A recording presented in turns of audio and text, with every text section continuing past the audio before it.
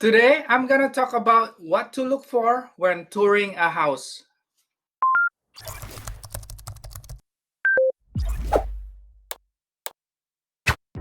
Hi guys, welcome back to my channel. My name is JUWONO and I'm a local realtor here in Bellevue, Washington with Realty Executives Brio.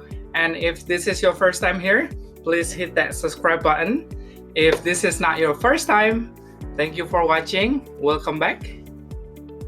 So, what to look for when you're touring a house? This is important, especially if you're a first-time home buyer, because you don't really know what to look, right? And I also have some tips for you to bring on the next showing, so stick around until the end. And today I'm talking about resale homes, pre-owned homes, used homes, because if it's new construction, most likely it will be easier to tell. So we set up a day to show you all the houses that interest you. And then if you don't like the house, it will be quick in and out. But if you come back to me and said, hey Ade, I really love the house, I want to put offer on this house, then I'm gonna ask you all this to all my clients, so then you can help me too. So once you say, hey, I want to put offer on this house, I will grab you right away. I will take you outside. So we're gonna start from the outside and then inside. From the outside, I'm gonna ask you to stand by the front door and look around the neighbor. Is it clean? Is it dirty? Do you see a lot of garbage? And how's the neighborhood smell? If it smells fresh, then it's good. Smell barbecue, also good. Smell like garbage, maybe not. So with the outside, you gotta look and smell. Same thing, I'm gonna ask you to check on the roof, siding, and foundation, landscaping. So while we're outside, we're gonna walk around the house and check all that. If you see some cracks on the foundation, or if I see it, I will let you know. If you see it first, then you need to let me know. Same thing with siding. If you see a nail popping out, or maybe you see one of the planks rotten, then let me know. For the roof, it's kind of hard sometimes, because if you're from the first floor looking up, maybe it's too far. If it's a single family rambler, then they'll be easy. But if they have a second floor, it's usually easier to tell by if you go up to the second floor and open the window from there. And for the roof, if it looks like a 3D looking, then it's most likely 30 years plus. But if it looks thin, single layer, then maybe it's less than 30 years. Maybe it's 15 or 20 years roof.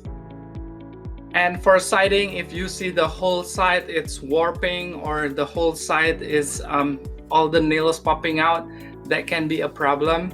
Same thing with foundation. If you see a small crack, maybe it's okay, but if it's deep crack, maybe not. FYI, driveway here in Washington for older houses, usually you will see some cracks. And while we're outside, check the landscaping too. Do you see any funny looking grass? Because maybe there's some part there's no grass. Everything else is green, it's just that part there's no grass. That's questionable. Same thing with window sill. Check on the outside first. We're gonna go in and check the window again. But the outside, if it's cracking or missing, you gotta let me know. Then once we're done with outside, let's go into the house. And with this one, I will be like, hey, open your nose. Try to smell pet pee or smoke, because maybe we've been looking for many houses before this one. You don't really pay attention anymore. So I will remind you like to open up your nose. And if you smell pet pee, maybe you will need to replace the flooring. And if you smell smoke, maybe you will need to replace the flooring, repaint the house, and maybe the ceiling too. And then we're gonna go check the window again. Look for the window sill if it's missing or cracking, and try to open and close every window. Then we look for the walls, the ceiling. Do you see any paint discoloration? Because sometimes if you're standing here, you look up, you see the ceiling kind of yellow, and you know like right above it is a toilet, then that can be a problem. If it's cracking from the paint, then it's minor, but if it's like a big deep crack, then you can tell if it's a major or a paint crack. While walking around the house, try to feel the floor too. Maybe it will feel uneven, especially for the main floor.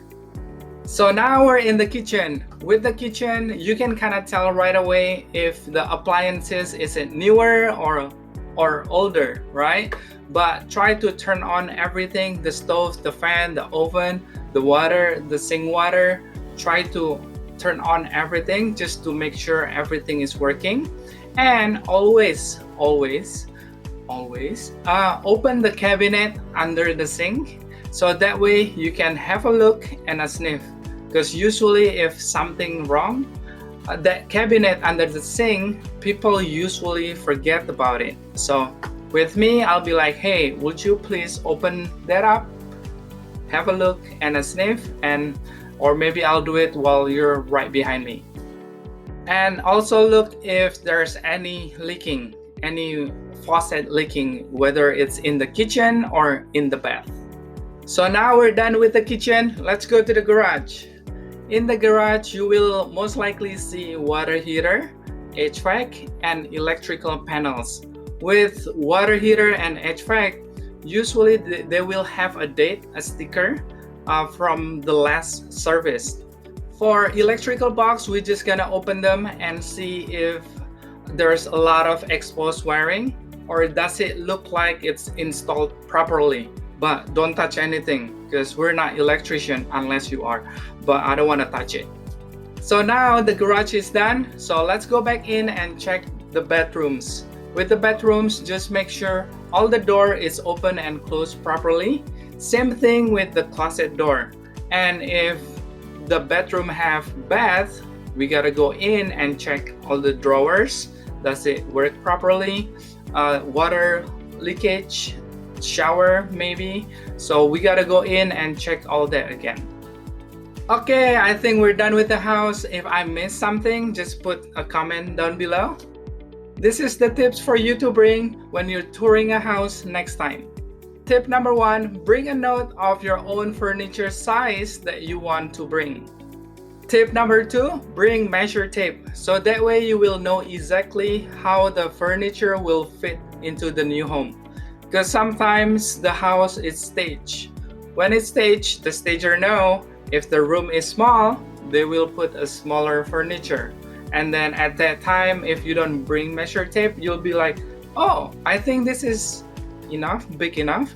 But then when you bring your own, they'll be like, oh man, it's too small. So always bring a measure tape. Tip number 3, bring a marble. So that way when you walk around the house and you feel the floor is uneven, you can just drop the marble. That way you're not guessing. And when we're done with the house and we're ready to go home, I will ask you to drive around the neighborhood again just to get a feel. If you can come on different day and different time, that would be great. Okay, that's it for today. If you find this video helpful, please hit subscribe button down there and also the like. And if you're a home buyer, please reach out to me. I really love working with home buyers, and my info is below. Okay, thank you guys. I will see you again next week.